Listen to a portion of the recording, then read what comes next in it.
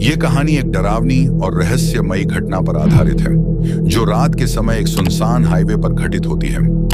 संध्या का समय था और सूरज अस्ताचल की ओर बढ़ चुका था। लेकिन विशाल सिंह, जो एक युवा आईटी पेशेवर था, दिन भर की मेहनत के बाद घर वापस लौटने के लिए अपने ऑफिस से निकल पड़ा।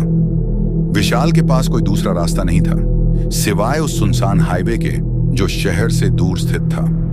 घना जंगल, एकांत और भूतिया अफवाहें इस हाईवे को प्रसिद्ध बनाती थीं। रात का समय हो चुका था और उसके आसपास की चुप्पी थी।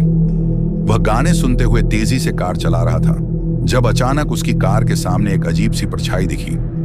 वह जल्दी से ब्रेक लगाकर कार रोकता है। सामने खड़ा एक आदमी हाथ में चाकू लिए, चेहरे पर खून की धब्बे और आंखों में घबराहट के साथ उसकी तरफ देख रहा था। विशाल की दिल की धड़कन तेज हो गई। विशाल ने अपनी कार के शीशे को थोड़ा सा नीचे किया और पूछा, तुम ठीक तो हो? आदमी कुछ नहीं बोला। उसकी आंखों में जैसे कुछ छिपा हुआ था। एक अजीब सी बेचैनी विशाल को महसूस हो रही थी। आदमी ने बिना एक शब्द बोले चाकू को हवा में घुमाया और कहा, तुम आगे बढ़ सकते हो, लेकिन जो भी इस रास्ते से गुजरता है उसका पीछा करता हूं। विशाल हड़बड़ी में कार को स्टार्ट करता है और उसे छोड़ देता है। लेकिन जैसे ही वह आगे बढ़ता है, वह आदमी उसकी कार के पीछे दौड़ने लगता है। विशाल और भी तेज चलाता है, लेकिन वह आदमी और भी पास आता जाता है। अचानक विशाल को महसूस होता है कि यह आदमी सिर्फ जीवित नहीं है, बल्कि कुछ और ही है। शायद कोई भूतिया आत्मा जो सजा के रूप में इस रास्ते पर मरी है। विशाल सोचता है, यह क्या हो रहा है? उसकी आंखों के सामने एक अजीब दृश्य आता है। वह आदमी अचानक गायब हो जाता है। विशाल की कार फिर से धीमी हो जाती है और वह समझता है कि यह सब कुछ महज एक सपना था।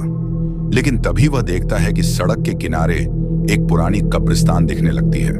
उसकी आंखों में वह आदमी फिर से आ जाता है, लेकिन इस बार उसके चेहरे पर एक घृणित मुस्कान थी।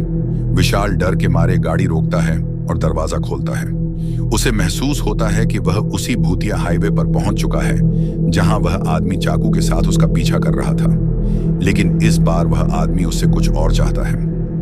विशाल को एहसास होता है कि उस हाईवे पर हर साल कई लोग गायब होते हैं और यह आदमी उन लोगों की आत्मा का प्रतीक है जो इस हाईवे पर मर चुके हैं।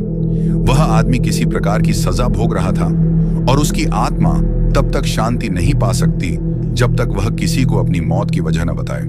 विशाल धीरे धीरे उस हाईवे पर उसकी मदद करने का निर्णय लेता है। लेकिन जैसे ही वह उस आदमी के पास पहुंचता है, वह आदमी चाकू को अपनी गर्दन की तरफ बढ़ा लेता है और कहता है, अगर तुम मेरी मदद करना चाहते हो तो मुझे खत्म करो और मुझे शांति दो।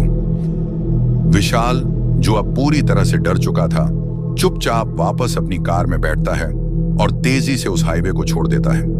वह जानता था कि वह उस भूतिया आत्मा को कभी नहीं समझ सकेगा, लेकिन वह निश्चित था कि उस रात के बाद वह इस हाईवे से कभी नहीं गुजरेगा। इस कहानी से हमें यह सीखने को मिलता है कि कभी कभी कुछ रहस्यमय घटनाएं सिर्फ डराने के लिए नहीं होती, बल्कि वह हमें उस दर्द और दुख को समझाने के लिए होती हैं जो उन आत्माओं ने झेला होता है।